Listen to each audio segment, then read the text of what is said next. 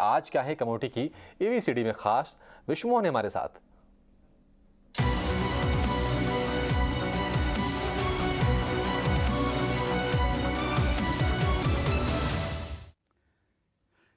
Commodity की ABCD में आज हम बात करने वाले हैं कैंडल स्टिक पैटर्न की, क्योंकि इस पैटर्न का इस्तेमाल कमोडिटी मार्केट में काफ़ी ज़्यादा होता है। क्योंकि आप एक कैंडल को आप देख के समझ में आ जाता है कि पिछले दिनों का या जो भी जिस अवधि का आप देखना चाह रहे हैं उसका ओपन, उसका क्या हाई है, क्या लो है, क्या क्लोजिंग प्राइस है, ये आपको सिर्फ एक कैंडल देखने से पता लग जाता है। वॉल्यूम किस तरह का है, किस तरह की उनकी बॉडी बनी हुई है, तो पूरा चार्ट आपको आसानी से समझ में आ जाता है। और सबसे ज़्यादा बाजार में, चाहे वो इक्विटी मार्केट हो या कमोडिटी में, जो भी ट्रेडर है वो सबसे ज़्यादा इस्तेमाल करते हैं। लेकिन अब आपको उसके चार्ट के जरिए आपको दिखाते हैं कि कैसा होता है। अगर आप देखिए, अगर जिस दिन तेजी का माहौल होगा वहाँ ओपन यहाँ पर हुआ और क्लोज यहाँ पे हुआ, और जो नीचे जो दो टेल दिख रहे हैं तो दिन का वो हाई और ये दिन का लो है। ये जिस दिन आपका बुलिश कैंडल बनेगा वो बुलिश कैंडल पैटर्न दिख रहा है। और ये है लॉन्ग बेरिश कैंडल। यहाँ पर ओपनिंग यहाँ हुई, ऊपर की तरफ शुरुआत हुई लेकिन बंद हुआ नीचे में आके। ऊपर में हालांकि हाई यहाँ तक गया था लेकिन लो हुआ। अब अगले कैंडल में चलते हैं, यहाँ से पैटर्न कैसे बनाते हैं। पहला पैटर्न जो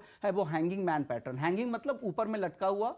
आप यहाँ पर देख सकते हैं इसकी शुरुआत ऊपर की तरफ हुई थी लेकिन नीचे की तरफ इसकी हुई थी। तो ये साफ दिख रहा है कि बेरिश रिवर्सल यहाँ पर होने वाला है। जो तेजी का चार्ट जो चल रहा था, यहाँ से बाजार अब गिरने वाला है। अगले दिन आपको यहाँ पर कंफर्मेशन मिल जाएगा, फिर आपको बाजार नीचे की तरफ आएगा। यानी तमाम कोशिश हुई ऊपर जाने की लेकिन बंद यहाँ पर हुआ उस दिन की क्लोजिंग। तो ये एक रिवर्सल संकेत होता है कि जो तेजी है वो तेजी पर ब्रेक लग सकता है। इसी के उल्टा हैंगिंग के हैमर होता है। हैमर नीचे की तरफ से अब जाता है। यहाँ पर देखिए शुरुआत यहाँ पर हुई लेकिन क्लोजिंग यहाँ पर हो रही है।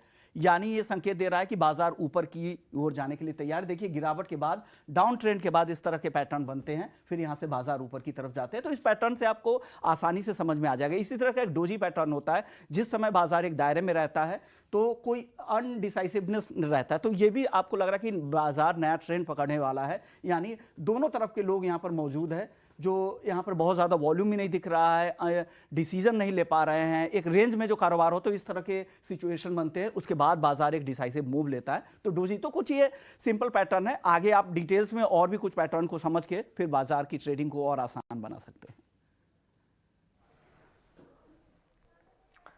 ओके, तो ये थी कैंडल स्टिक पैटर्न की एबीसीडी जो कि विश्व मोहन अभी आपको बताए थे। और इस तरह के और भी चार्ट्स हम आपको आगे भी एक्सप्लेन करते रहेंगे जिससे आपको ट्रेडिंग समझने में और ज़्यादा बेहतर तरीके से मदद मिल सके।